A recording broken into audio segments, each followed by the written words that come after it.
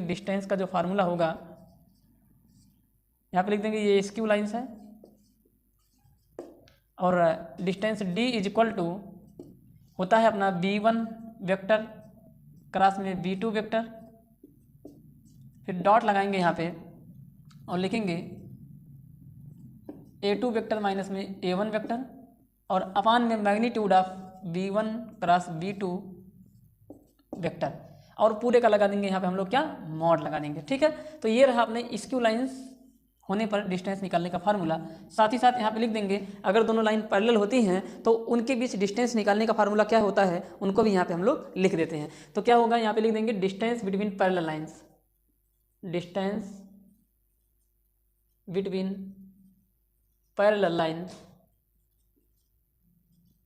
In 3D, parallel lines in 3D।